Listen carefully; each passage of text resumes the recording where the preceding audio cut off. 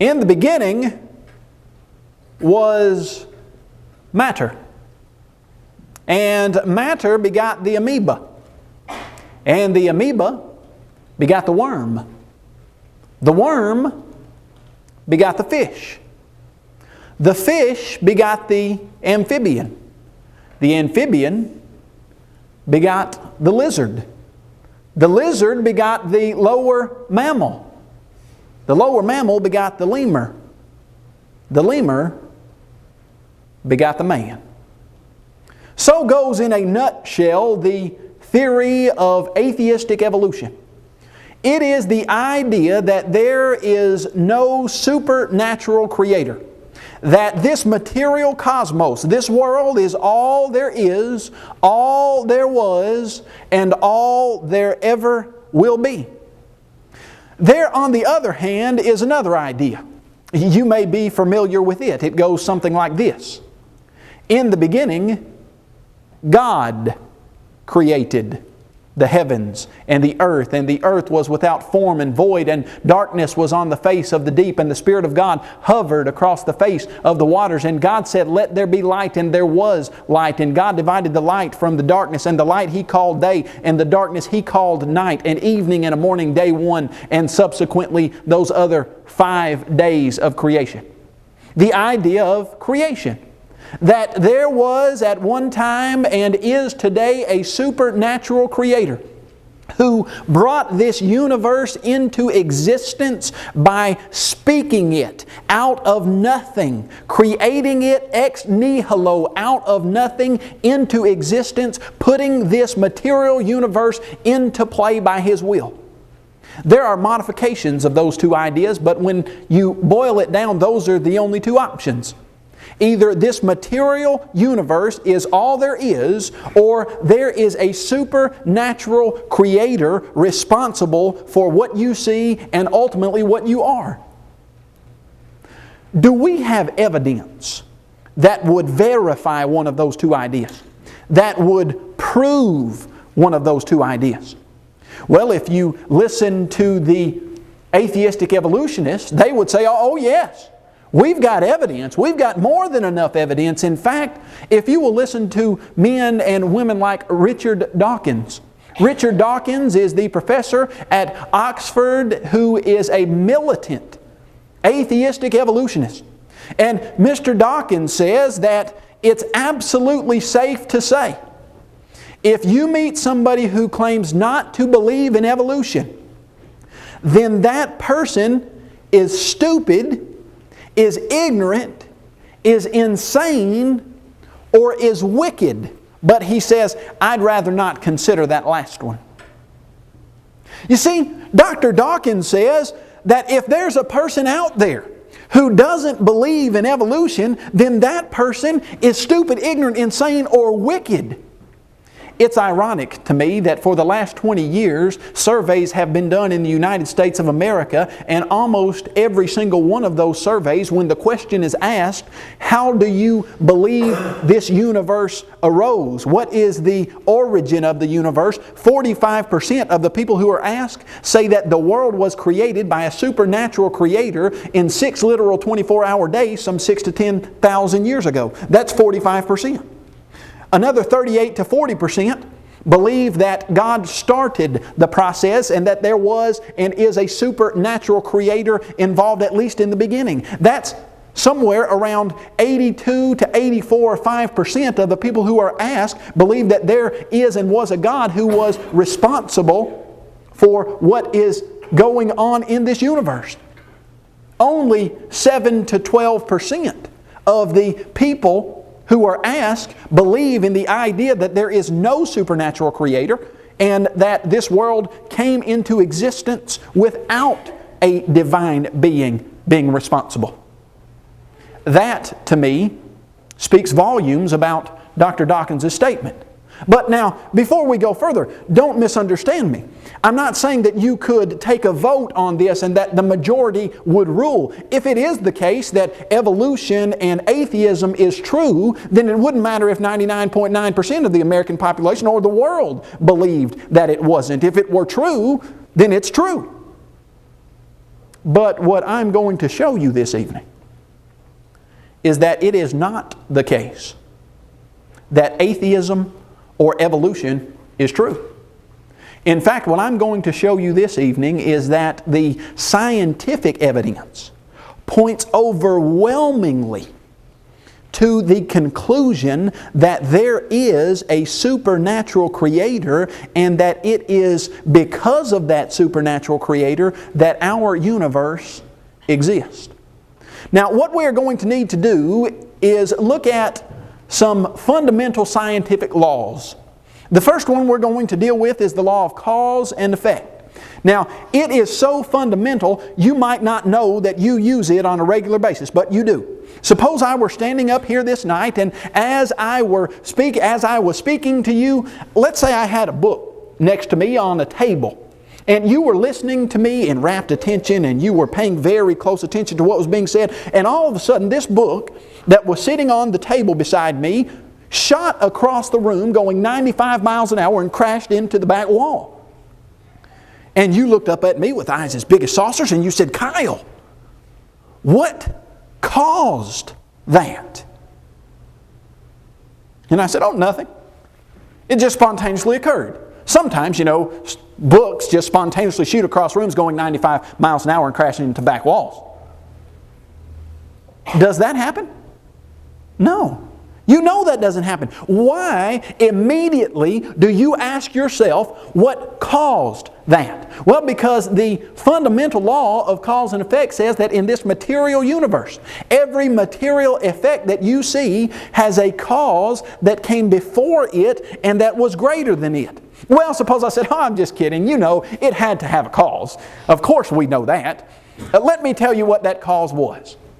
As I was speaking to you, a large housefly about the size of a dime plopped his fat little housefly body on the edge of this book and catapulted this book 95 miles an hour to the back of the room.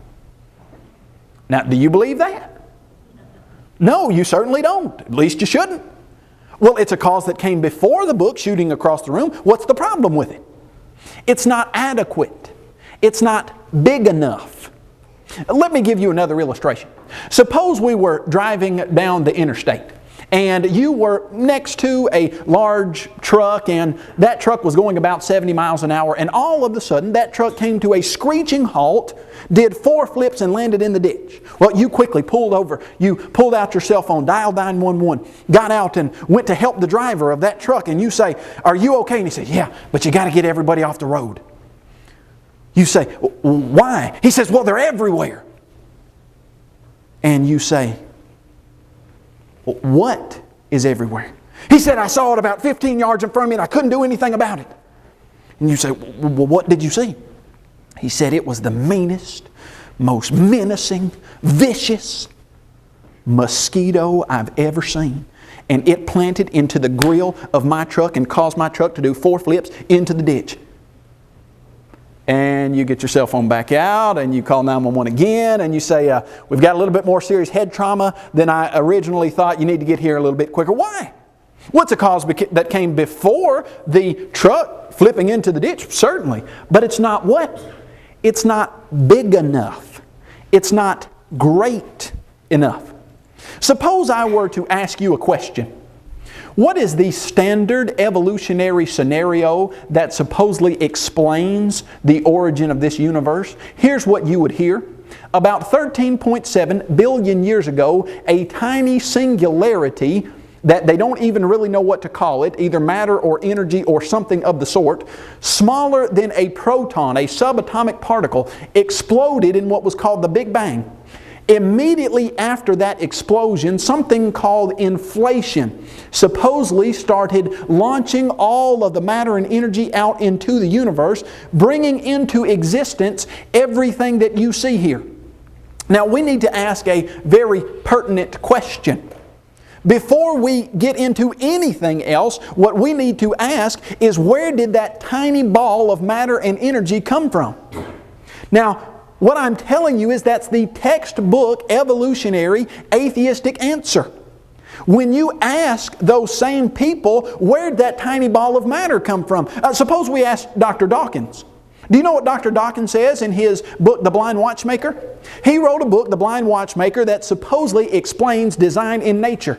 But in it, he has a paragraph that is supposed to deal with the original ball of stuff that brought the universe into existence. And do you know what he says? He says, well, I'm a biologist. And biologists don't really deal with the original ball of stuff. So I'm just going to let the physicist answer that question for me. Oh, well, thank you, Dr. Dawkins. You don't have an answer for that, so you're going to let someone else answer that for you. Well, that's very convenient. But let's let the physicist answer Dr. Dawkins' problem for him. What do the physicists say about where that tiny ball of stuff originated? Well, let's ask them. I want you to read with me a quote from a man named Dr. Alan Guth. Dr. Guth is one of the key players in the Big Bang inflationary model. He is one of the men who came up with this idea that is now accepted in most places. Here's what he says. The inflationary model of the universe provides a possible mechanism by which the observed universe could have evolved from an infinitesimal region. It is then tempting to go one step further and speculate that the entire universe evolved from literally nothing.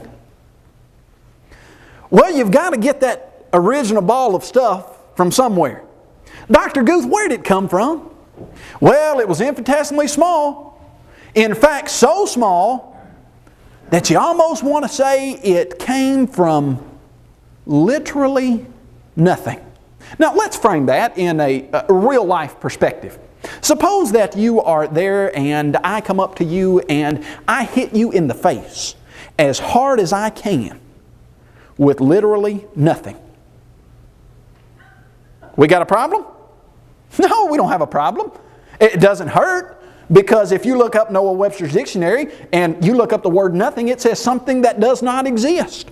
Suppose I hit you with something that does not exist. We've got no problem. Aristotle said nothing is the thing that rocks dream about. Well, what do rocks dream about? Nothing. Something that doesn't exist. I just hit you with literally nothing. Well, let's ask Dr. Guth. Dr. Guth, what do you mean by literally nothing? That's what the Omni magazine reporter asked Dr. Guth. He said, well, so how big was this pre-inflation universe? This infinitesimally small region that you just suggested came from literally nothing. He said, well, it's amazingly small. Well, thank you, Dr. Guth. I should think so if it came from literally nothing. But watch what he says. Well, only about 10 to the minus 24 centimeters across, smaller than a proton, and also amazing, it would have only weighed about 25 pounds. If I hit you in the face with literally nothing, we've got no problem. If I come up and hit you in the face with something I call nothing, but it weighs 25 pounds, do we have a problem now? You bet we do. Abraham Lincoln once said, if you call a dog's tail a leg, how many legs does a dog have? He said 4. You can call his tail whatever you want to. It's still a tail. You can say that this tiny ball of matter came from literally nothing. But then when you say, oh, and that literally nothing would have been infinitesimally small, it would have only been smaller than a proton, it would have weighed 25 pounds. Okay, well, where did you get that smaller than a proton thing that weighed 25 pounds? Well, how far back are you going to go? We know for a fact that material things cannot come from nothing. This is a common sense truism. Now listen to me, you understand it well. If there ever was a time where there was literally nothing, what would you have right now? Literally nothing. But you can look around and see that we've got something that's a whole lot more than nothing. Well, so let's go back to the law of cause and effect.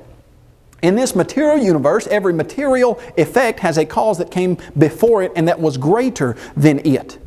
The evolutionists, we're not even granting them that first ball of matter, but suppose that they did have it. Just suppose, although they can't get it, suppose they did. Do you know what that tiny ball of matter would have to explain? That tiny ball of matter would have to explain the origin of our entire universe. Have you ever stopped to think how big our universe really is? You know, used to they tried to count the stars with their unaided eye. Tycho Brahe went outside and looked up into the night sky and counted somewhere like 777 stars. Johannes Kepler, about 25 years later, came out into the night sky, looked up and counted somewhere around 1,000, just a few over 1,000. You can go down to your nearest retail store, buy a cheap, inexpensive telescope, look out into the sky and see multiplied thousands of stars. If you have access to one that's stronger, you can see hundreds of thousands. If you have access to something like the Hubble telescope, you can see millions of stars, and you can look beyond those stars and see millions of galaxies, and you can look so far that you can estimate that there are 100 billion galaxies in the universe. Now you say, well, 100 billion galaxies. Come on, Kyle, help me out, help me understand that a little. Okay, if you wanted to count to 10,000 every single day, to get to 100 billion, it would take you over 27,000 years, counting 10,000 of them a day. 365 days a year. That's a pretty large number. Well, you say, yeah, how big is a galaxy really? Well, we live in one galaxy. We live in the Milky Way galaxy. Suppose you just wanted to go across our single galaxy. Now, this is one out of an estimated 100 billion. If you wanted to count to 100 billion, you have to count 10,000 every day for 27,000 years. We live in a single galaxy, the Milky Way galaxy. Every galaxy has at least 100 million stars in it. Our sun is a medium to small sized star. How big is our galaxy? Suppose you had a ship that would actually travel light speed, that would go the speed of light, which is about 186,320 miles a second or so, somewhere around there. That's about 7 times around the equator of our Earth in a single second. Suppose we had a ship like that and you wanted to start on this end of the galaxy and you wanted to go just across our one galaxy out of an estimated 100 billion. And you started the speed of light. We go every single year traveling the speed of light about 586 quadrillion miles, somewhere around there I think. And we go for how long to get across one galaxy? 10 years? 100 years? 1,000 years? 50,000 years? No. 100,000 years traveling the speed of light to get across one galaxy. If you wanted to try to get to our near neighbor, the Andromeda Galaxy, which is one of our nearest neighboring galaxies, it would take you 750,000 years traveling the speed of light to get to one of our nearest neighboring galaxies, and that's 2 galaxies out of an estimated 100 billion. If you wanted to travel across our entire universe, it would take you 20 billion light years. We estimate, because we certainly can't look all the way across it.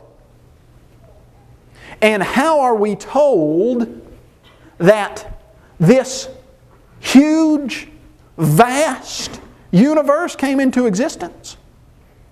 A tiny ball of matter smaller than a proton, 10 to the negative 24 centimeters across, that weigh 25 pounds of matter. When you ask anybody who suggests that idea, have you ever seen any matter or energy that could do that? No, we've never seen it. You ever seen an explosion that could? No, I've never seen anything like that.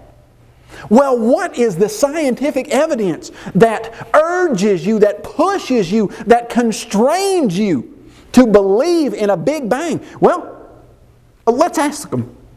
Let's ask the cosmologists, the people who suggest this Big Bang and inflationary model. Let's see what they say. I want you to look at the cover of this particular New Scientist magazine. Dr. Peter Coles wrote the cover story for this particular issue. Let me introduce you a little bit better to Dr. Peter Coles. Dr. Peter Coles is the professor of astrophysics at Nottingham University in the United Kingdom. Dr. Peter Coles has written several books, including From Cosmos to Chaos and the science textbook Cosmology. Now, when you ask who writes the books on this stuff, Dr. Peter Coles is it. He writes the book. Well, continue with me. Dr. Peter Coles written over 100 technical articles on the Big Bang in periodicals such as Nature and Astronomy and Geophysics. He has been invited to lecture at the Oxford Astrophysics seminars. He has an undergraduate degree from Cambridge University and a PhD from the University of Sussex. Now folks, this is not Kyle Butt's opinion on the idea of the Big Bang and the inflationary model. This is the statements, these are the statements that are made in Dr. Peter Coles' cover story of the New Scientist magazine. Well, Dr. Coles, what overwhelming evidence drives you, forces you to believe in the Big Bang? Well, let's see what he says. He says, inflation puts the bang in the Big Bang. Now, that's the title of his article. What put the bang in the Big Bang? What's responsible for everything you see? He says inflation did it. But now watch what he says about inflation. He says, well, there's very little direct evidence that inflation actually took place. He said, in fact, we still don't know what would have caused it if it did. So how confident can we be that inflation is really a part of the universe's history? Now hold on, Dr. Coles. You said that inflation put the bang in the Big Bang. But then he said, well, we just really don't have much direct evidence that inflation actually occurred. And you wonder how confident we can be that it really did occur. But then he goes on to say, Alan Guth cannot prove that this inflation actually happened, nor can he suggest a compelling physical reason why it should have. Within just a few years, inflation had become an indispensable part of cosmological theory. The only problem was there wasn't a shred of evidence that inflation actually happened. I thought you were supposed to write for us an article where you explain what put the bang in the Big Bang. You explained to us how this happened, and you did. You said inflation did. But then you said there's little direct evidence. In fact, Alan Guth can't prove it. And then you said quickly it became an indispensable part of a cosmological theory, but there wasn't a shred of evidence that proved that inflation ever occurred. Are you starting to see what's happening here? Richard Dawkins says, go to the physicists. They'll tell you. The physicists say, well, inflation put the bang in the Big Bang. It's got to be inflation. Well, can you prove to us inflation occurred? Well, no, there's really little direct evidence. In fact, there's not a shred of it. Continue with me. We don't know for sure if inflation happened. And we are certainly a long way from being able to identify the inflation. In a way, we are still as confused as ever about how the universe began, but perhaps now we are confused on a higher level and for better reasons. You know what I think a more appropriate title would have been for that article? Confusion taken to a higher level. Because he admits we don't have a clue how the Big Bang could have, if it did take place, and what we say put the bang in it, we don't have it. Now listen to me. This is not Kyle Butt. This is Dr. Peter Coles with a PhD in this. We don't have a shred of evidence. Not only do they not have a shred of evidence that would suggest that a person should believe in the Big Bang or in atheistic evolution, there's overwhelming, compelling evidence against such. You see, because everybody recognizes that sooner or later you have to get back to a first cause. But you know what they know? They know that it cannot be a material cause. Because they have studied matter and energy so much, they know that it had to have a cause. It couldn't have come from nothing, but whatever caused it can't be matter. What did cause it? What could be a cause that came before this material universe that was bigger than this material universe? I think you well know. In the beginning, God.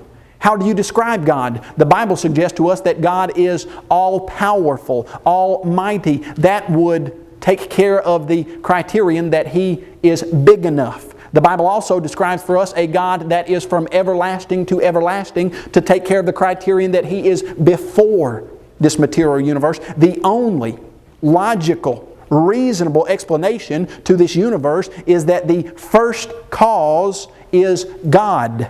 Well, someone will say, yeah, but the law of cause and effect says that for every material effect you have to have a cause that came before it. What cause came before God?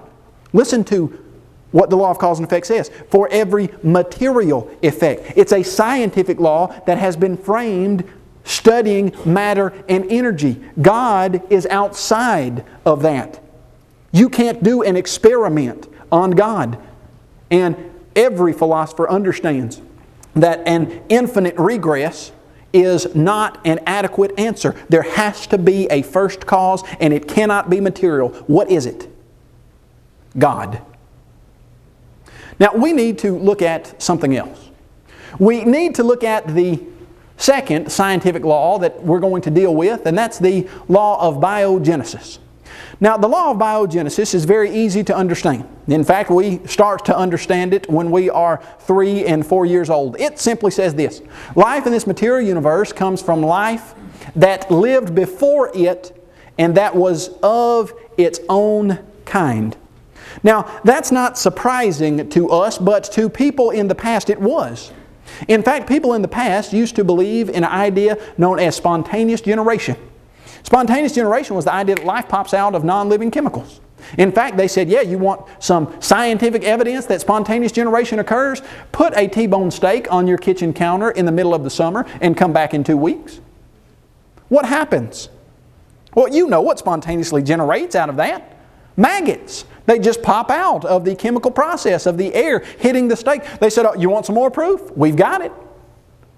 Take some old sweaty rags and wrap them around some wheat, stick them in the corner of your barn, and come back in a month.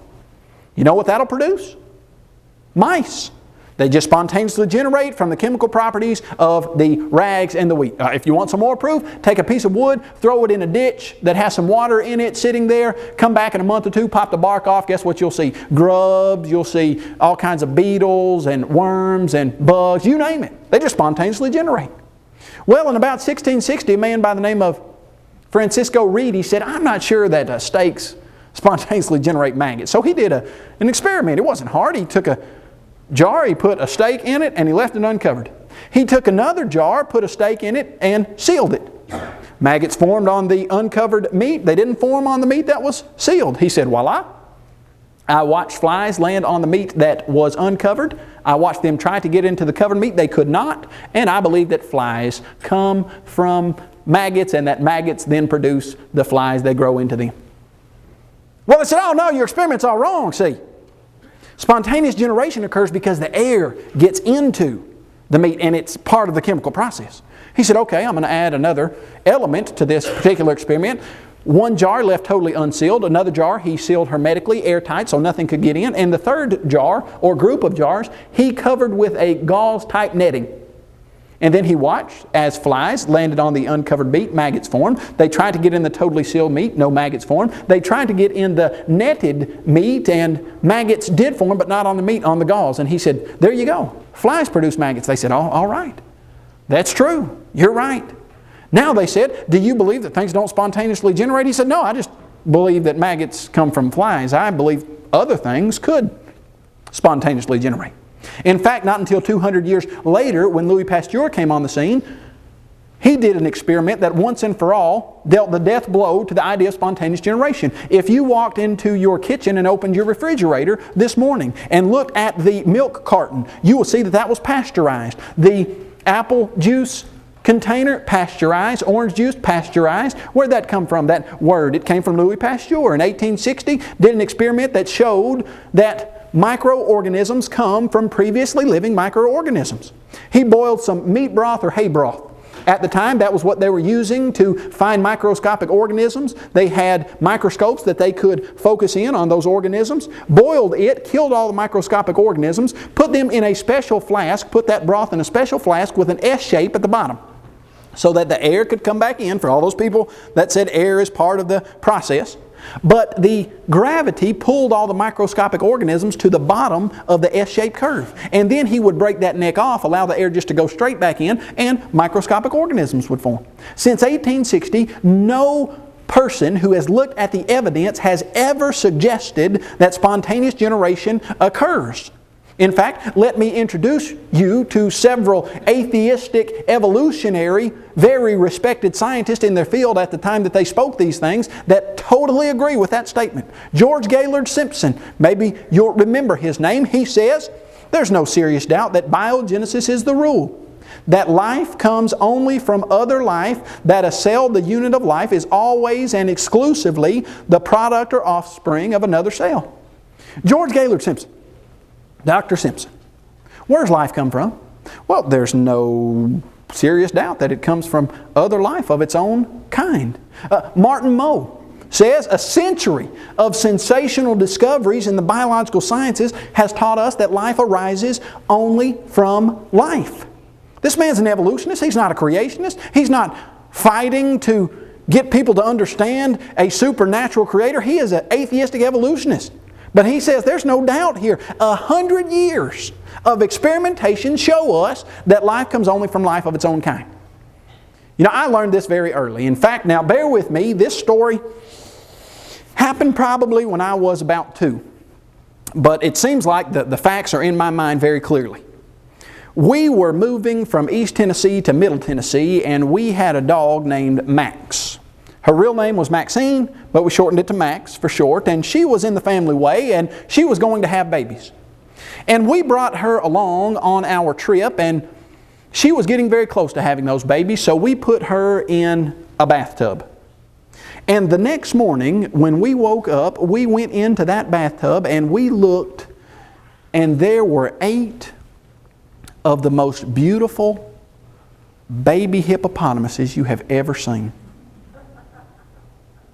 Do you believe that?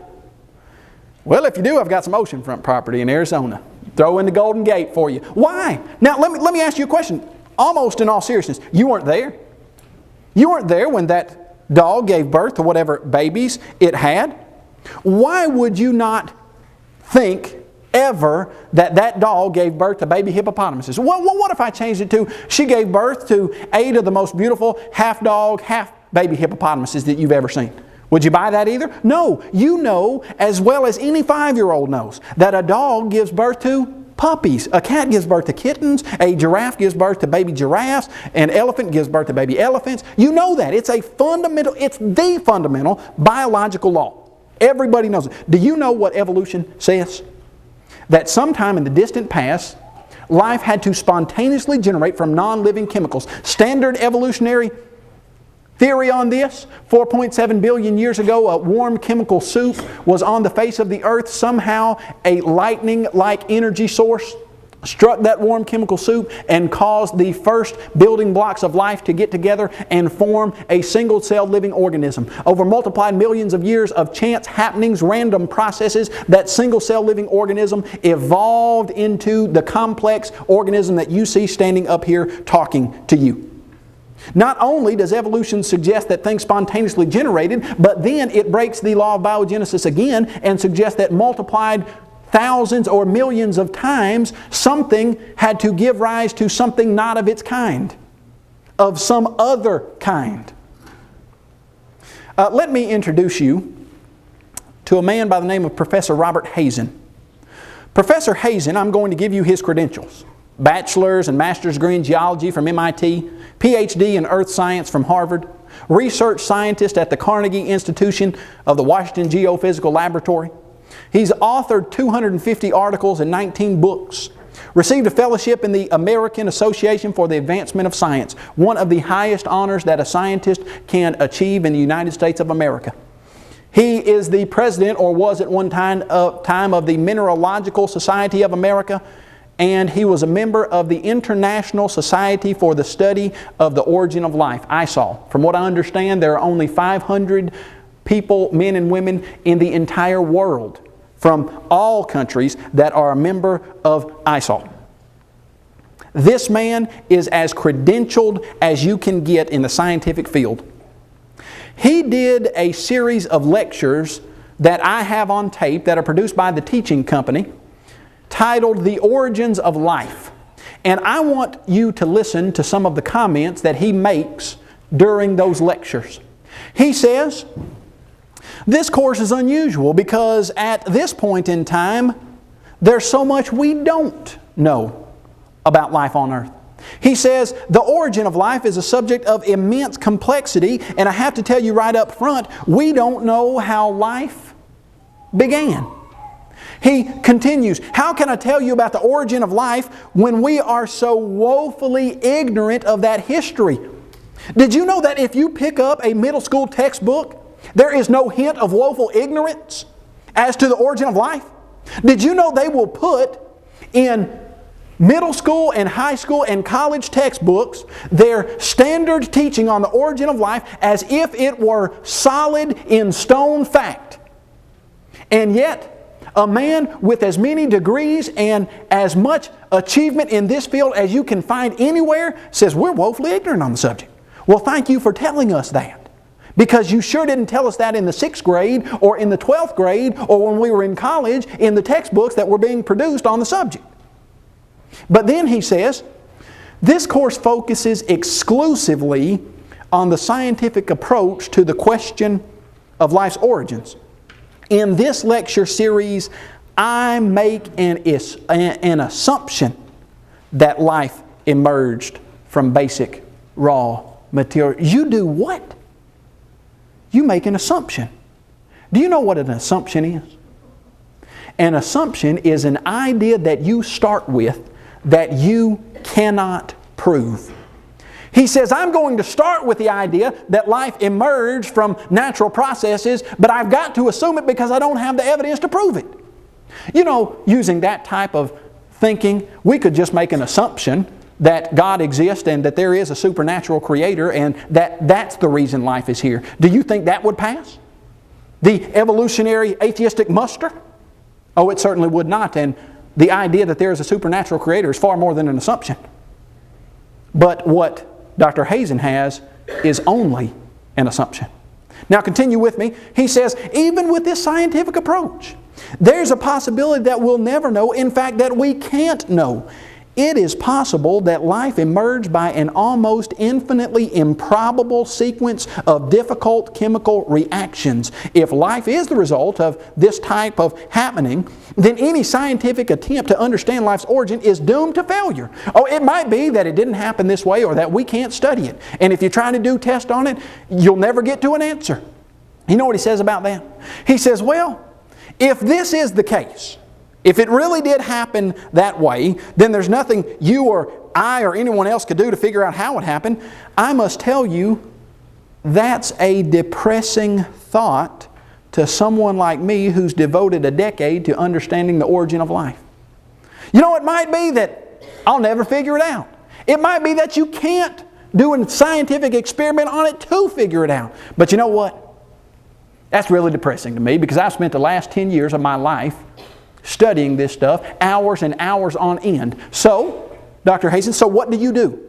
Well, because that thought is so depressing to me, watch what he says. He says, well, I guess it's not too surprising then that virtually all origin of life researchers adopt the philosophical view that life is indeed a cosmic imperative. We trust that it's only a matter of time before we know how it happened. You know, it would depress me so bad to think that I might not ever arrive at the answer to the origin of life. I'm just going to assume that it happened, and so are the rest of my colleagues, just because we don't want to be depressed, and eventually we hope that we'll come in contact with this idea of how it happened, but right now we don't have a clue. Do you know what's interesting to me? What's interesting to me that not only does the Bible give you the perfect cause for life on this earth, in the beginning God, but in that first chapter of Genesis, on day 3, when God made the flowers, the grass, and the trees, He said, be fruitful and multiply after your own kind. And on day 5, when He made the birds and the fish, He said, be fruitful and multiply after your own kind. And on day 6, when He made the land animals and humans, be fruitful and multiply after your own kind. According to evolution, somewhere in the distant past, spontaneous generation had to occur, and that organism that originally spontaneously generated had to, over multiplied millions of years, turn into many different organisms not of its kind. But according to biblical creation, God laid down the law of biogenesis at the very beginning. Ladies and gentlemen, there are two ideas as to the origin of this universe. In the beginning was matter, which we know is scientifically untenable. The only logical, reasonable, honest answer to the origin of this universe and the origin of life in this universe is the simple statement made over 3,500 years ago. In the beginning, God.